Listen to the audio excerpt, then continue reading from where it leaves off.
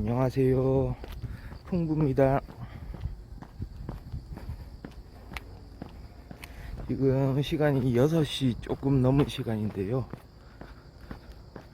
아직 6시 10분이 안 됐죠? 6시 9분이네요. 예, 오늘도 아침 일찍 이렇게 시작해 보겠습니다.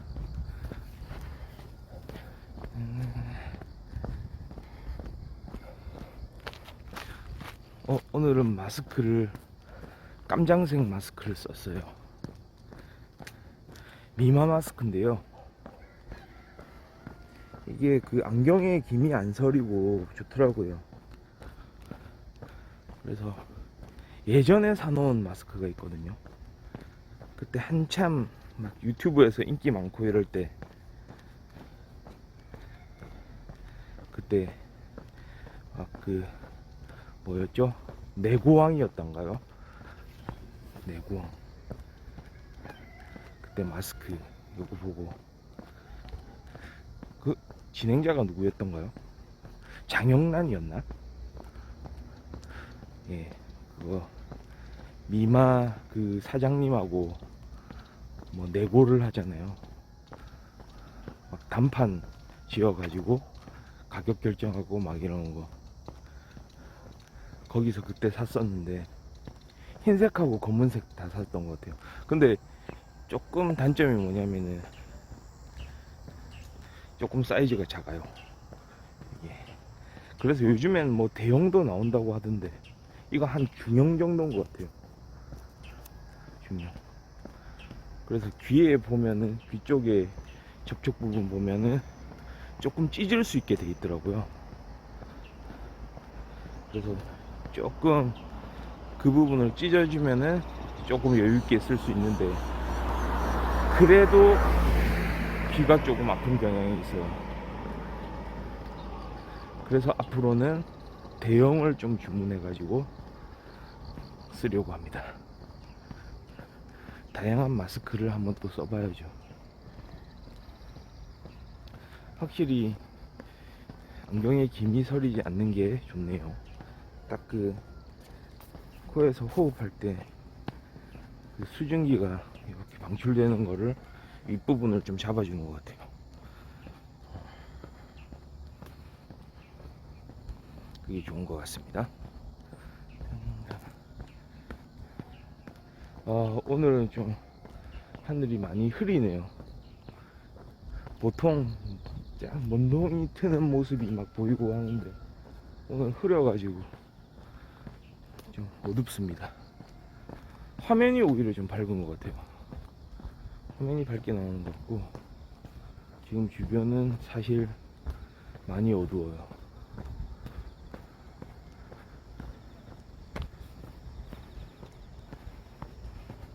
밤이 아니면서 제일 어두운 순간이 아닌가 싶습니다.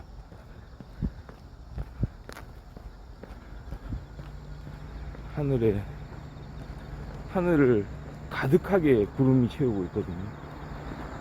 빈 하늘을 볼 수가 없어요. 거의 다 구름이 저렇게 채워져 있어가지고. 일기예보를 보니까 비 오는 곳이 많더라고요. 오늘 제가 개인적으로 별로 비 오는 거를 좀 좋아하지를 않아요. 왜냐하면 비 오면은 뭔가 다니는 게 불편해요. 특히 이렇게 저는 이제 많이 걷고 있지 않습니까? 걸을 때 비가 온다. 일단 챙길 게 많잖아요. 우비도 챙겨야 되고, 그 다음에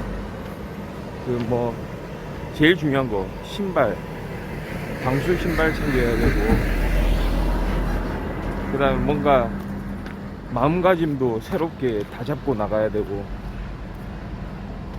무슨 폭풍우 만나듯이 그렇게 준비해서 나갔는데, 조금 그럴만도 한 게, 지난번에도 제가 4일차였던가요? 비 오는 날을 한번 맞은 적이 있는데, 그때도 좀 상당히 비가 많이 왔죠. 그때 저는 이제 비닐로 된 우비를 딱 입고 갔는데 나왔는데 비가 세차게 몰아치니까 조금 감당이 안 되는 부분들이 있더라고요. 그래서 복장을 좀 잘 갖춰야 되겠다는 생각을 많이 했거든요. 제가 뭡니까? 비가 오나 눈이 오나 바람이 부나 언제나 걷는 풍부 아니겠습니까?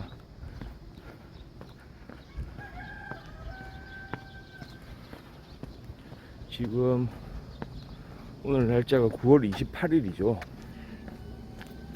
9월 28일 화요일인데요. 이제 10월달 되고 11월 되고 12월 되면은 앞으로 이제 눈도 오고 날씨도 추울 거 아니에요. 그때도 거기에 맞춰서 맞춤 복장으로 이렇게 잘 걸어보려고 생각하고 있습니다.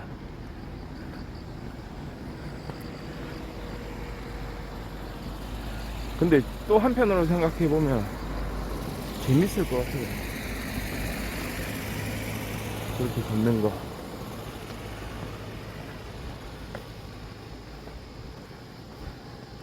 일종의 자기 자신과의 싸움이기도 한데 꼭 싸움인 것만은 아니거든요.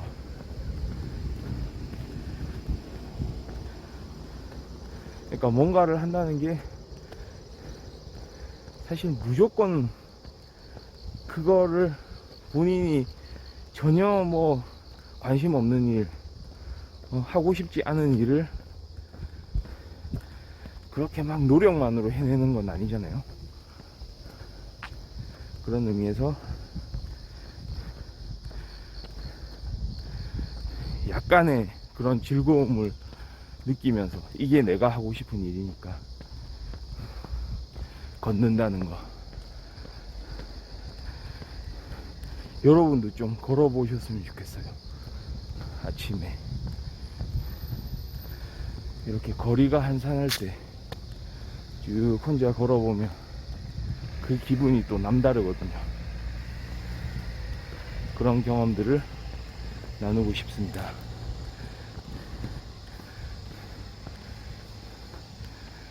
근데 날씨가 지금 나와서 조금 한 5분 정도 걸었나요? 대략 한 8분, 9분 정도 걸은 것 같은데 날씨가 굉장히 춥다기보다는 조금 이제 열도 나고 이러니까 너무 걷기 딱 좋은 날씨인데요. 너무나도 어제보다도 기온은 체감 기온만큼은 더 좀 오른 것 같아요. 어제보다도.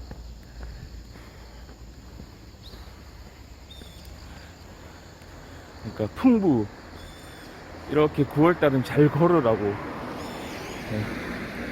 날씨를 이렇게 맞춰서 좀 잘 걷게 해주는 거 아닌가 싶습니다.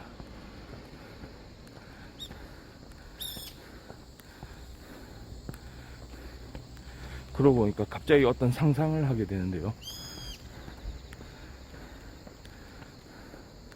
좀 그런 상상력 많지 않습니까? 이 세계 자체가 하나의 이제 시뮬레이션이다.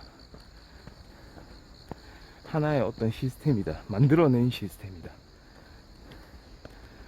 그러니까 이 세상 바깥에 있는 어떤 프로그래머가, 그 프로그래머는 사실 신적인 존재겠죠. 그런 사람이 이 어떤 가상현실을 그냥 만들어낸 거죠. 실제로 존재하는 세계가 아니고 마치 게임 속 세계. 좀 그럴 것 같지 않습니까?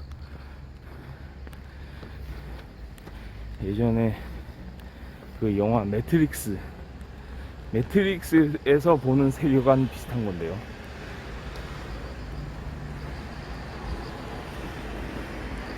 100% 가능성이 없는 얘기는 아닌 것 같아요. 요즘에 게임도 나날이 발전하고 있잖아요.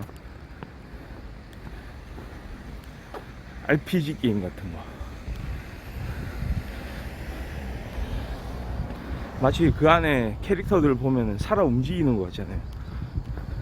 게임이 발전하는 단계에 따라서 게임 속 캐릭터들의 AI가 높아지잖아요.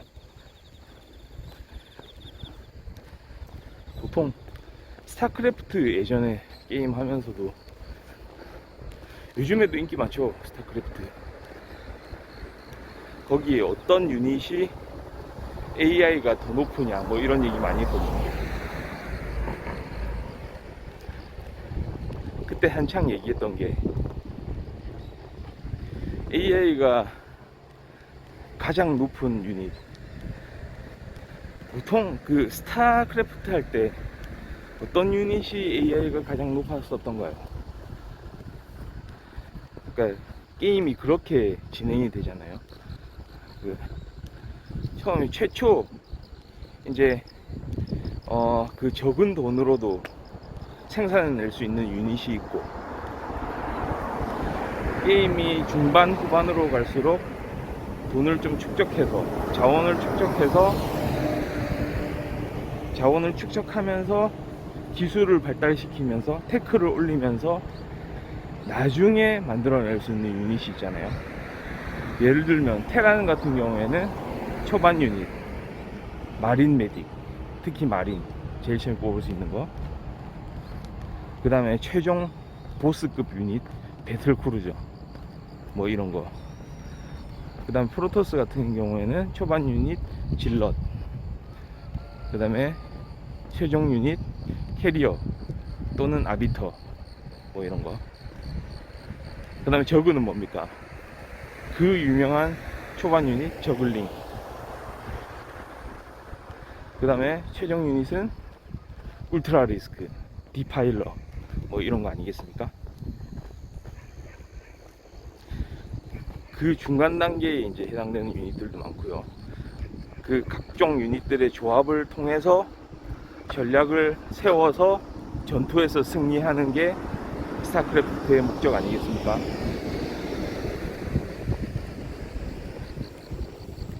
그러니까 예를 들어서 상식적으로 판단을 하면은 최종 유닛, 보스급에 해당하는 유닛이 AI가 높을 것 같은데, 사실은 그것보다는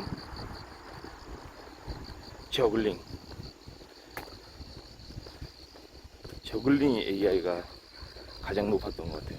그 AI란 게 뭐냐면, 딱 갑자기 본인의 능력에 해당하는 어떤 시야 안에서 적을 만났을 때 바로 빠르게 공격하는 능력, 저글링이 최고 아닌가요? 나중에 저글링도 업그레이드를 하죠. 아드레날린 업그레이드를 하면 그 AI가 한 2배로 또 올라가는 것 같아요. AI가 가장 안 좋은 유닛으로 일컬어지는 게 뭐냐, 그 스타크래프트에서 프로토스가 종족 중에서 가장 지능이 높은 종족으로 알려져 있거든요. 그러니까 종족 측면에서만 보면 저그가 좀 미개하고, 테란은 인간이고 인간 수준, 그 다음에 프로토스는 어떤 영적인 능력을 가지고 있는 종족이잖아요. 그러니까 소통을 할 때도 텔레파시로 소통해요, 그 친구들은. 그런데 그럼에도 불구하고 유닛 중에는 어떤 의미에서는 진짜 이게 진짜 지능이 높은 애가 맞냐 이런 생각이 들 정도로, 누가 나오느냐, 첫 번째 드라군, 바로 질럿 다음에 가스를 좀 채취를 하면 모을 수 있는 유닛이죠. 드라군 그 울컥울컥 하는 거, 그러니까 딱 사정거리 안에서 적들을 만났다, 만약에 살짝 움직이고 있을 때는 울컥거려요, 걔네들. 그러니까 그 유저가 컨트롤하는 그 정확한 컨트롤에 좀 영향을 미치죠. 그러니까 발사를 해야 되는데 발사 안 할 때가 좀 왕왕했어요. 물론 프로게이머들은 그런 것까지 또 이해를 하고 타이밍을 잘 맞춰서 드라군들을 활용하기도 하는데 그게 여간 어려운 일이 아니거든요.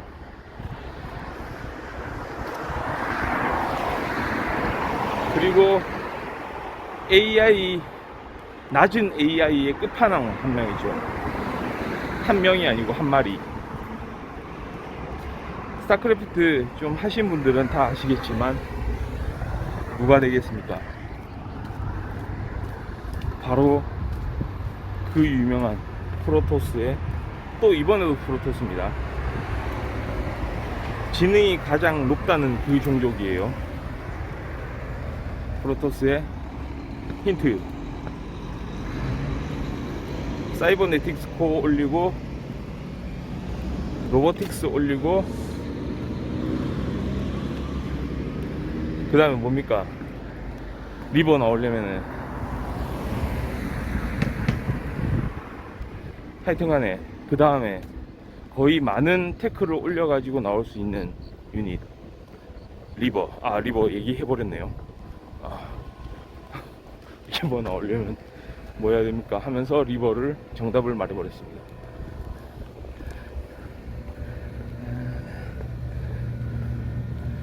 그렇습니다. 바로 리버의 스캐럽입니다. 스캐럽은 심지어는 자원을 써서 축적시켜 놔야 되는 거잖아요. 그러니까 공짜로 나오는 그런 무기가 아니에요. 돈을 써야 나오는데 그거를 쓰려고 하면은 리버가 또 울컥울컥거리는 때가 있어요. 마치 드라군처럼. 드라군의 AI하고 비슷한 AI라고 좀 보면 될 것 같아요. 울컥거리는 게 있어요, 발사를 할 때.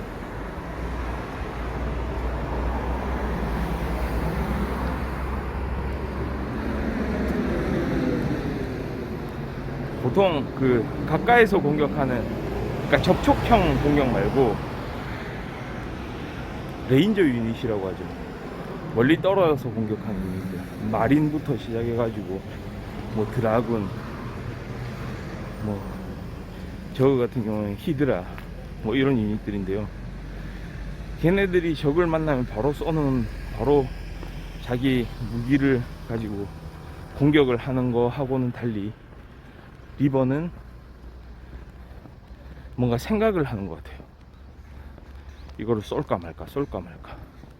스캐럽이라고 하는 그런 공격 무기인데요. 그걸 쏠까 말까 하면서, 대신에 그건 엄청나게 강력하긴 해요. 제대로 터지면은 주변의 유닛들이 거의 다 사망할 정도로. 특히 일꾼들 공격할 때 너무나도 좋은 무기이긴 한데,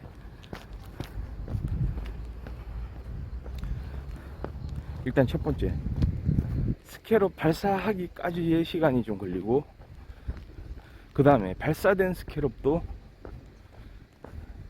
잘 정확하게 명중돼서 터지지 않는 경우들이 있어요. 그러니까 일꾼을 보고 일꾼을 향해서 쐈는데 일꾼이 도망가면은 스캐럽이 일꾼에 접촉이 됐는데도 불구하고 안 터지는 경우들. 그러니까 그 일꾼들이 전부 멀쩡하게 살아남는 경우. 좀 황당한 일들이 많죠. 저도 옛날에 프로토스로 게임할 때 많이 경험해 봤는데요. 그런 일들이 있습니다.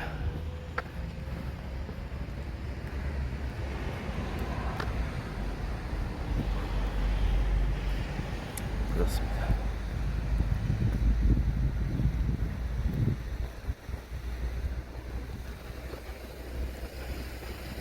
그런데 어떤 의미에서 보면 그게 사실 어떤 밸런스 조절 아닌가요? 그러니까 제작자가 그런 것까지 또 생각을 했는지 모르겠는데, 그게 하나의 변수잖아요. 그러니까 프로토스 입장에서는 변수예요. 대박이 날 수도 있고 쪽박이 될 수도 있고, 상대방한테도 마찬가지겠죠. 그러니까 게임 안에 하나의 변수를 더 가지고 온 거예요. 더 갖다 놓은 거예요. 그러니까 이게 완전히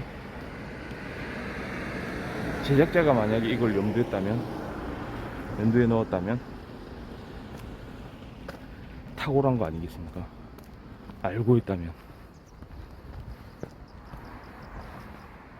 마치 우리 지금 현실 세계가 누군가가 구현해 놓은 프로그램이라고 생각하듯이, 스타크래프트가 정교하면 정교해질수록 그런 상상들을 좀 할 수 있게 되는 거죠.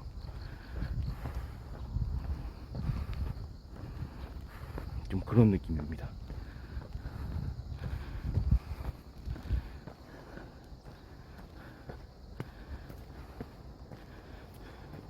제가 한번 또 유튜브에서던가요, 단편 영화를 또 하나 봤는데, 워낙에 이제 요즘에는 그런 세상이 만들어진 프로그램 아니냐 이런 생각 많이 하다 보니, 그 단편 영화에서는 뭐가 나오냐면, 평범한 이제 그 여성인데 이렇게 막 지내다 보면 갑자기 막 오류가 발생하는 거예요. 막 날아가던 새가 갑자기 막 정지해 있고, 하늘에. 만약에 하늘에 날아가는 새가 전혀 거동 없이 딱 정지한 채로 떠 있다, 그러면 뭐를 생각할까요? 와, 저 새가 새로운 비행 방법을 터득했다, 이렇게 생각할까요? 비행기의 원리는 뭡니까? 비행기는 딱 하늘에 정지해서 머무르고 있을 수가 없거든요. 그러면 추락하게 돼 있어요. 중력 때문에. 중력을 커버하려면 앞으로 이렇게 직진해서 날아가야 되거든요. 그래야 비행기 상하의 그 공기들의 이제 그 흐름, 공기들의 흐름이 다른 거를 이용해서 아래쪽에서 양력이 발생하는 거죠. 떠오르게 되는 거죠. 비행기 윗부분과 아랫부분에 압력 차이가 생겨가지고 중력을 커버할 만한 그런 힘이 아래에서부터 작용한다고 볼 수 있거든요. 그러니까 반드시 날아가야 돼요.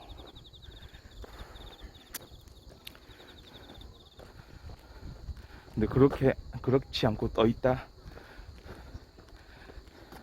만약에 어떤 비행 물체가 그냥 하늘에 떠 있으면, 그게 카메라에 포착이 된다면 우리는 그걸 UFO라고 부를 겁니다. 미확인 비행 물체죠. 지구상의 물리 법칙에 의해서는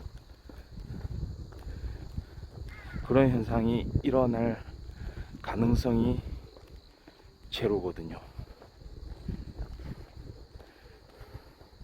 비행기가 떠 있기 위해서는 아래로부터 힘을 받아야 되는데,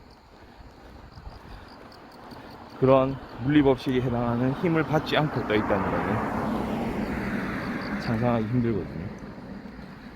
물론 헬리콥터는 좀 다른 케이스예요. 헬리콥터는 공중에 그냥 그 자리에서 떠 있는 그런 모습들을 좀 많이 보여주곤 합니다. 그건 프로펠러죠. 프로펠러가 돌고 있기 때문이죠. 비행기하고 똑같은 상황에 그 헬리콥터들을 관찰을 하려고 한다면 프로펠러를 정지를 시켜야 돼요. 그러고 나서 떠 있는지 한번 보세요. 그렇지 못할 겁니다. 아래로부터 그 뜨도록 받쳐주는 힘을 받지를 못하거든요. 그래서 그렇습니다.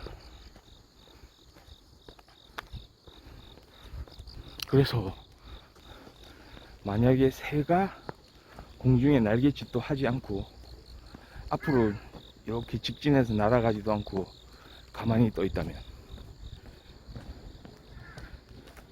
그건 뭘까요? 과연 새로운 비행 기술을 터득한 걸까요? 저도 그렇게 생각할 것 같은데요. 새로운 비행 기술이 아니고, 아, 뭔가 오류 났다. 아, 우리 세상에 오류가 좀 난 거 아닌가? 버그 아닌가? 어떤 게임 같은 데서도 오류가 있잖아요. 버그라고 하죠. 원래 의도한 대로 진행이 안 되는 경우. 그리고 이 상황에서는 이런 진행이 돼야 되는데 그게 아니고 진행이 더 이상 안 된다거나 게임이 중간에 멈춘다거나 캐릭터가 딱 멈춰버린다거나 그럴 때 있잖아요. 그게 버그거든요. 버그. 세상에 버그가 생긴 거 비슷한 거죠. 저기 고양이 한 마리 또 발견했어요. 저 고양이는 버그 혹시 아닌가요?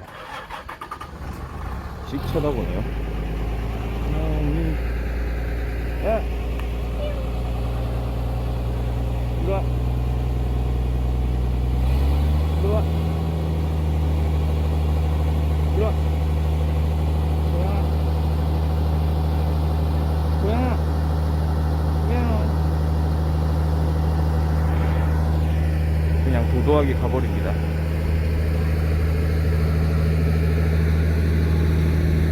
저 고양이가 중간에 잠깐 섰었죠. 약간 버그인지 의심했습니다. 가만히 있길래. 근데 문제는 뭡니까? 땅에 서 있었어요. 땅에는 움직이지 않고 서 있는 게 가능하죠. 저도 가능합니다. 이런 식으로. 근데 하늘에서 가능하냐는 거죠.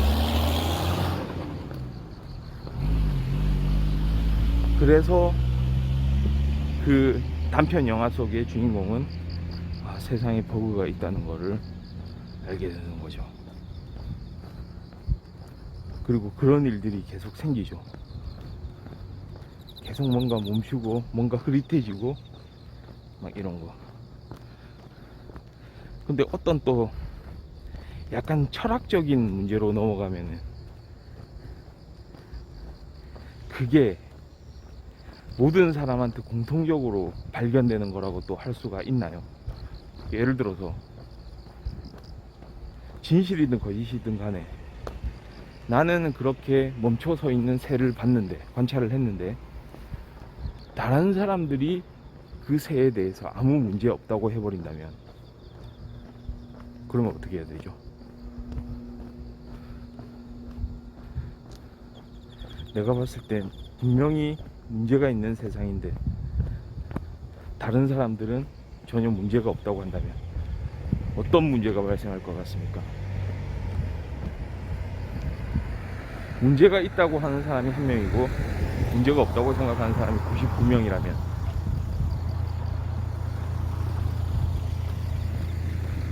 그게 문제겠죠. 그럴 때는 일단은 설득을 해보겠지만 설득이라기보다 논리적인 설명을 하겠죠. 정확한 설명. 그런데 계속해서 받아들여지지 않는다면 그런 주제를 또 다룬 어떤 영화나 드라마들이 좀 있었던 것 같은데요. 예전 드라마 중에서 재밌잖아요. 그러니까 다른 사람들은 너무 정상적인 상황이라고 생각을 하는 거예요. 좀 그럴 수 있을 것 같지 않아요? 왜냐? 세상이 프로그램 됐으니까. 그러니까 나중에는 막 그러거든요. 그 주인공하고 그 세상 밖의 프로그래머가 같이 대화를 나누거든요. 딱 뭐라 해요. 그리고 주인공이 그런 사실을 이제는 진실로서 받아들이게 되고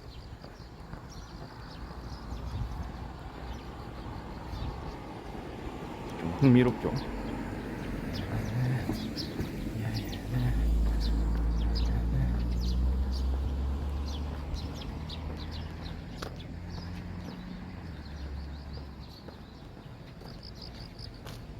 그러니까 좀 그런 거 아닌가요?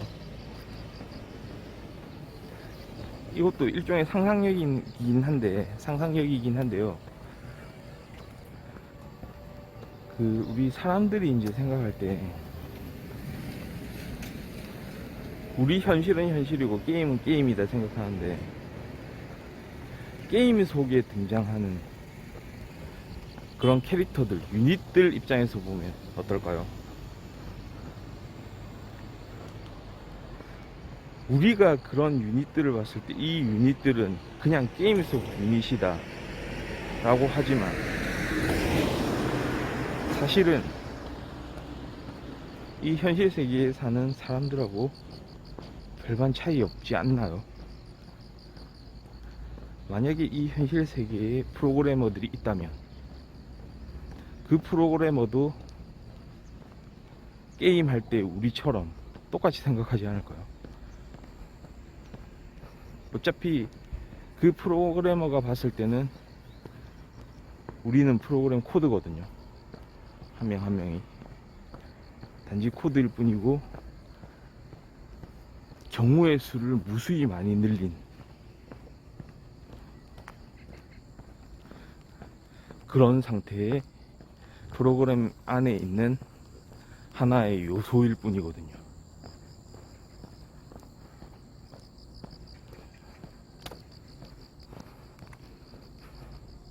그렇습니다.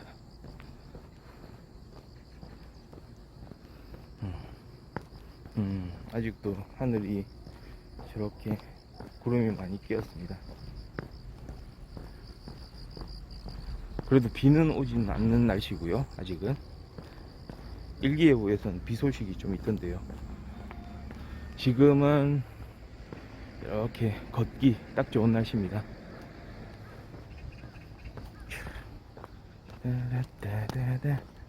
6시 41분이고요 걸음수는 지금 4,500보 향해 가고 있습니다.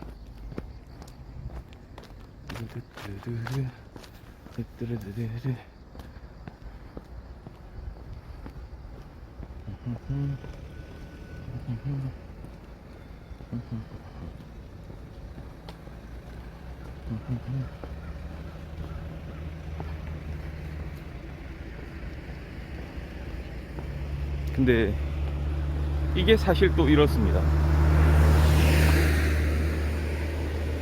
그러니까 어떤 과학적인 접근이잖아요. 사실은 과학이나 공학적인 접근, 물론 어떤 세계를 보는 철학이 작용하긴 하지만, 좀 이렇게 따져본 거죠. 이렇게 되면은 이런 세상이 프로그램인 것 같고 프로그램 오류가 있을 수 있고 뭐 이런 생각을 하게 됐잖아요. 그런데 한편으로 더 중요한 사실은 이 세계 안에서 일어나는 일이거든요. 그러니까 그게 무슨 얘기냐면, 우리가 믿고 있는 것들에 대해서 이야기를 하는 겁니다.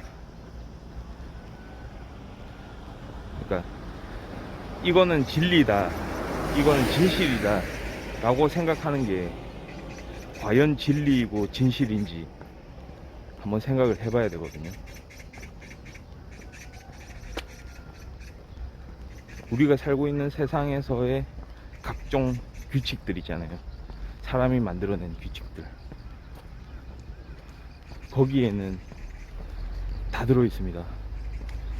뭐 윤리, 뭐 도덕, 그 다음에 법, 어떤 조직 안에서의 규칙들, 그 다음에 그런 범위를 또 벗어나서 어떤 경제체제, 자본주의 체제, 아니면은 이 정치체제, 민주주의, 뭐 사회주의 하는 것들, 그런 것들이 사실은 완전한 건가요? 그게 정말로 정답이었나요? 그리고 우리가 매일 사용해야 되는 이런 화폐, 돈, 금융 시스템 뭐 이런 것도 사실은 회사라는 조직도, 기업이라는 조직도, 그 다음에 정부라는 조직, 국가라는 시스템, 이게 정말로 이렇게 인간이 살기 위해서는 정답으로 주어지는 그런 조직이고 시스템일까요?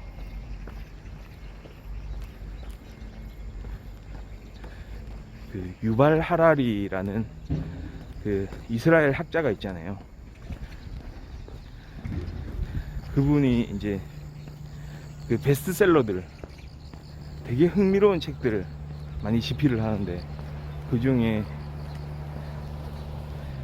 대략 한 5년 전, 6년 전 그때 출판됐던 사피엔스라는 그 유명한 책이 있잖아요. 저도 그거를 잠깐 보게 됐는데, 거기에서 픽션이라는 말을 쓰더라고요. 픽션. 그러니까 사실은 우리가 100% 믿고 이렇게 생활하는 그 세상 자체가 허구일 수 있다는 거죠. 그러니까 단지 우리의 믿음에서 나온 그런 세상, 사람들이 살아가면서는 그건 너무나도 당연하게 생각하는 주변의 환경들이 사실은 누군가가 꾸며낸 그런 세상일 수 있다는 거죠. 그래서 정해진 그런 다른 사람들의 어떤 결정에 의해서 정해진 세상 안에서, 그 틀 안에서 우리가 생활해야 되는 그런 위협이 있는 거거든요. 사실 그 시스템 자체가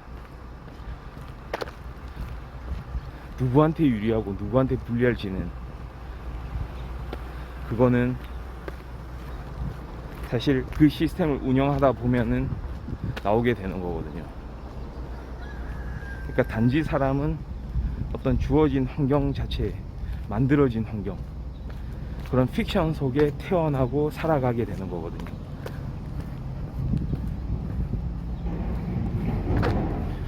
그래서 이제 사피엔스에서는 그런 영감을 줍니다. 내가 살고 있는 이 세상에 대해서 한번 비판해 보도록, 비판적으로 한번 검토를 해볼 것을 이렇게 생각하게 만드는 거죠.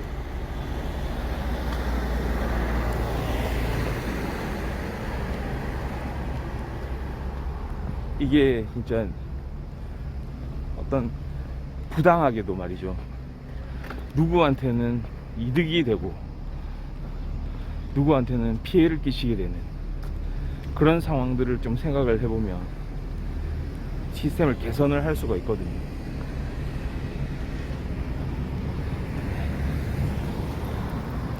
그러니까 그런 관점도 좀 생각을 해봐야 될 것 같아요.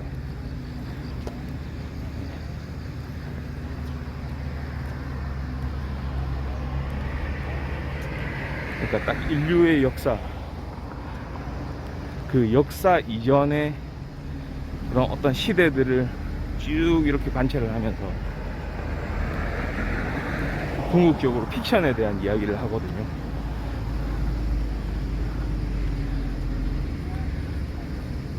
나중에 기회가 되면 다시 한번 읽어봐야 될 것 같아요.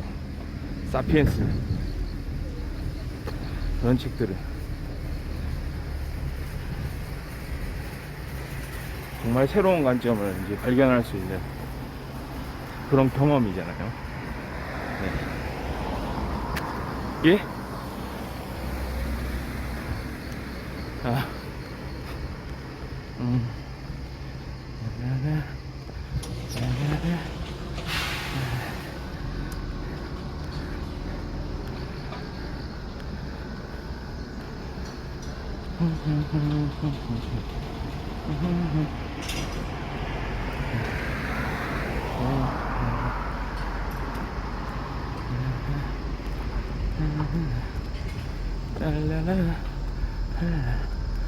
지금 6시 50분 됐고요.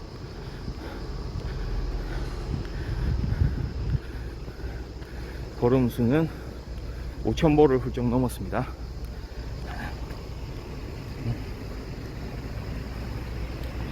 자, 전 요즘에 걷기 할 때 지금이 오르막 구간이거든요. 오르막 걸을 때도 좋더라고요. 진짜 지방 분해하는 느낌이 딱 들잖아요. 좀 숨차긴 하지만 딱딱 힘있게 이렇게 걸어주면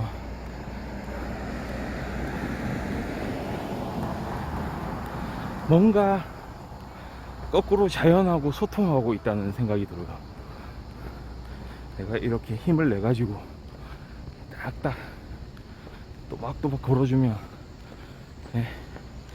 세상과의 소통.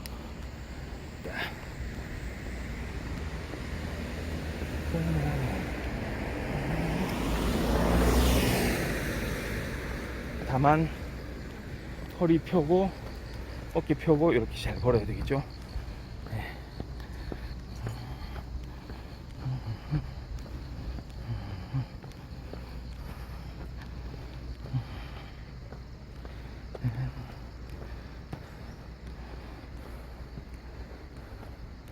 남다른 아침의 시작, 아침 걷기, 걷는 풍부.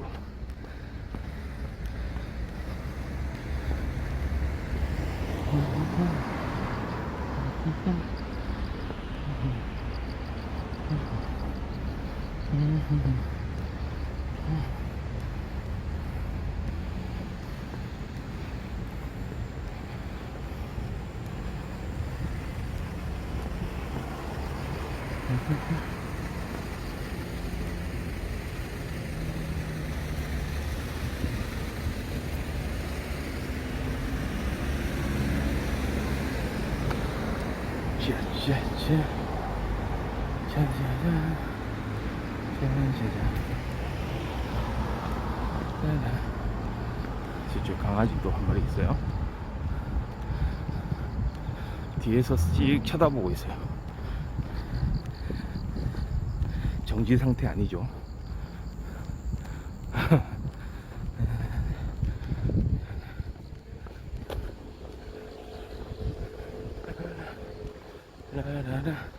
지금은 내리막길 가고 있습니다.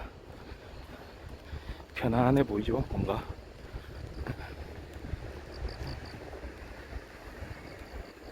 내리막길을 걷다 보면 이게 내가 걷는지 그냥 다리가 걷는지 모르겠어요. 중력이 도와주잖아요, 내리막길 갈 때는. 그러니까 오르막길을 끝내고 나서 내리막길을 다시 이제 걷는 심정, 그 기분, 또 그것도 상쾌하거든요. 예를 들어서 등산할 때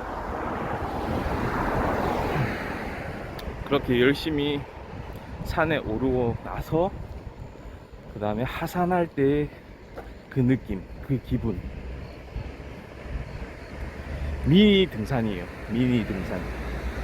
살짝 올라왔다가 살짝 내려가는 거.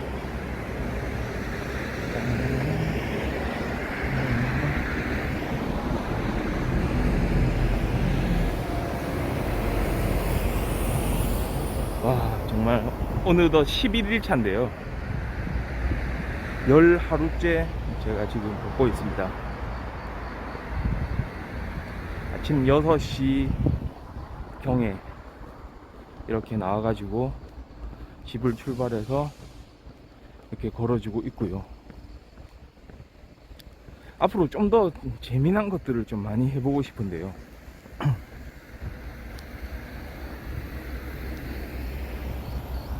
첫 번째로 하고 싶은 거는 다양한 장소에서 아침 걷기 좋은 장소들이 얼마나 많을까요? 한국에도요. 각 지역별로 엄청나게 많잖아요. 한국의 명소들, 산책로들.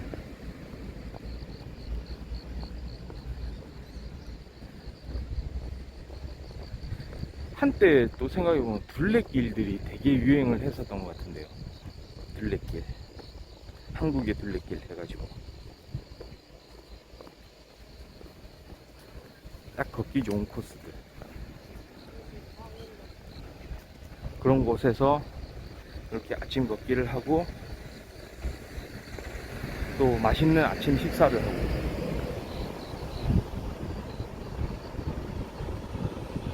그러면 재밌을 것 같은데요.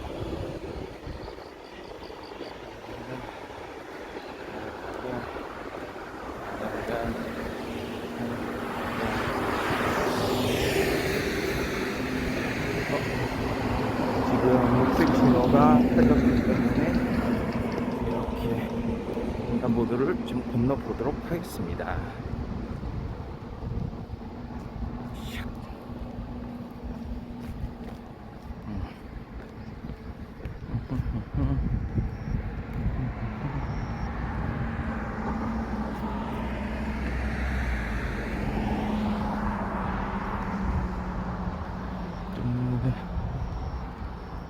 확실히 월요일, 어제도 사람들이 별로 없었지만 오늘도 사람들이 별로 없습니다.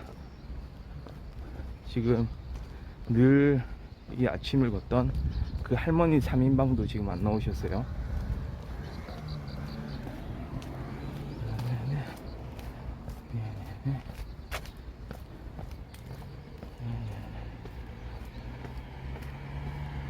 사람들이 제일 많이 걷는 요일이, 제가 뭐 이렇게 걷다 보니까 좀 보이던데요, 토요일날 아침에 좀 많이 걷는 것 같아요.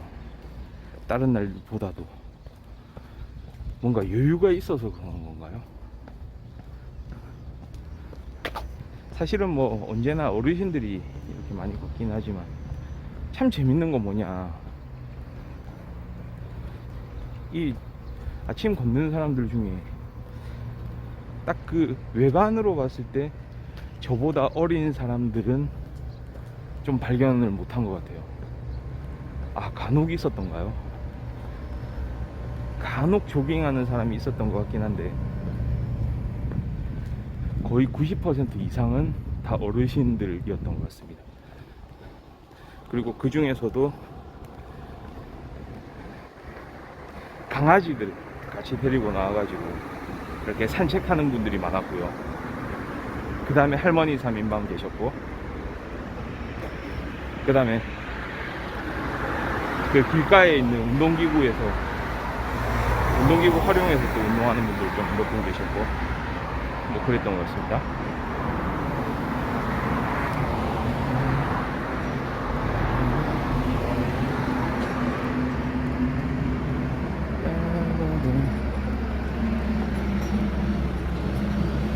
자,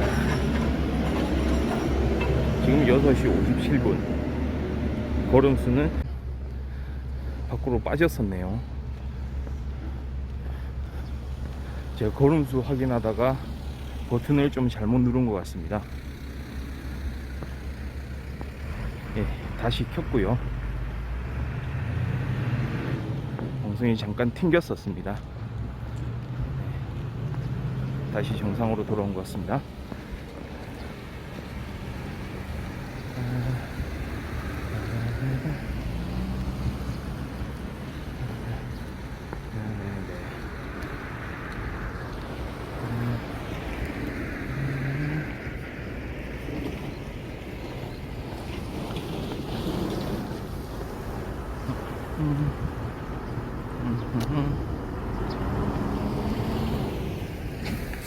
길가에 심어놓은 꽃들,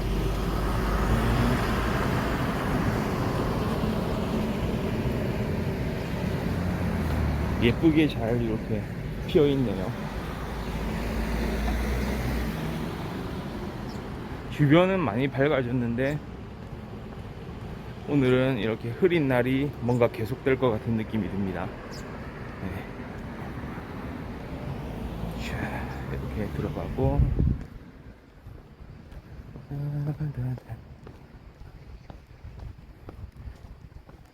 이렇게 공터들이 많아가지고 이렇게 공터를 이렇게 걷는 그런 맛이 있어요. 가다 보면은 막 옆에 이제 할머니들 이렇게 막 꽃 손질하는 분들도 계시고, 강아지들 막 왔다 갔다 하고.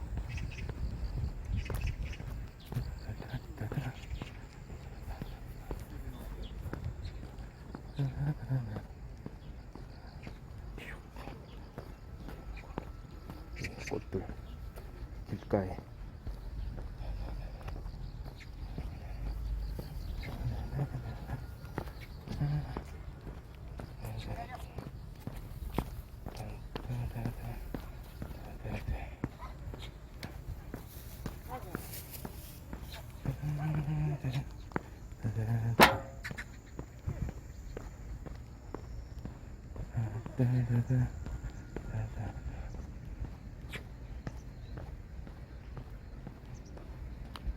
강아지 막 2마리 데리고 나온 분도 계시네요.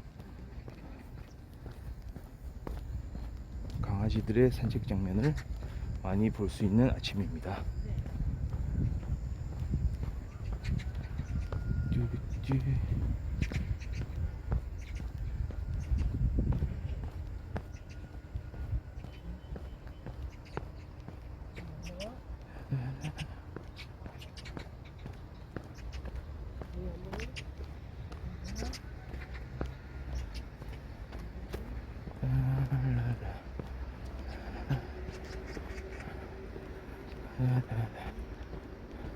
지금 7시 1분, 7시가 좀 넘어가고 있네요. 예.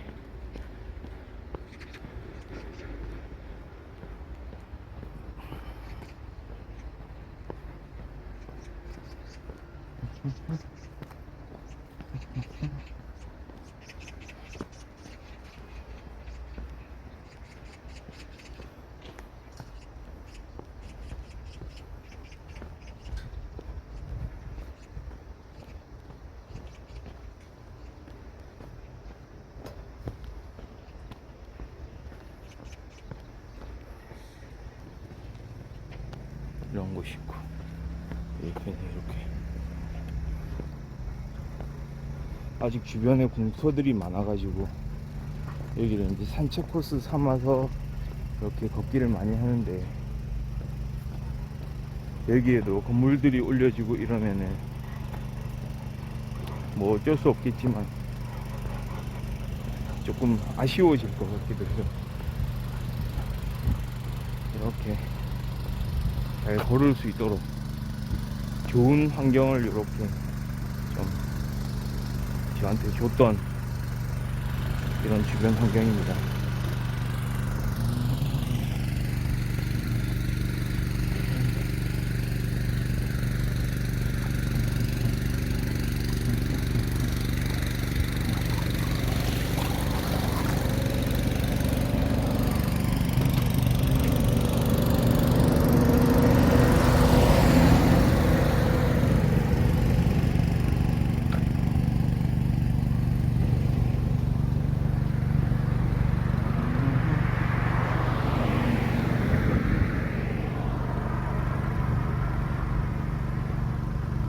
여기 어제 또 오후에 비가 좀 많이 왔죠. 오후에 비가 와가지고 이렇게 물이 고여 있는 장면들을 많이 볼 수 있는데요. 저쪽에서 뒤에서는 막 이거 물 빼는 작업을 좀 하는 것 같네요.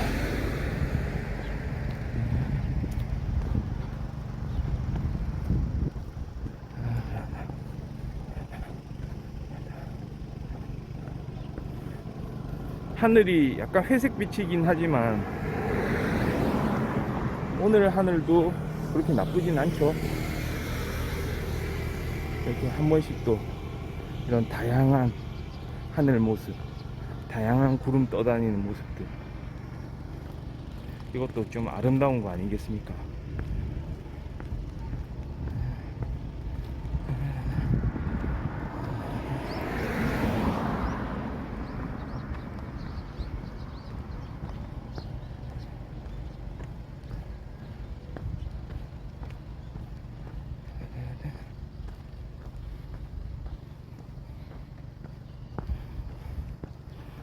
어느덧 7시가 훌쩍 넘어서 7시 5분 향해 가고 있네요. 예, 오늘도 이렇게 풍부의 아침 걷기에 함께 해주신 분들 너무 감사드리고요.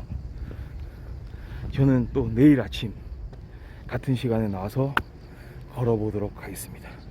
감사합니다. 바이.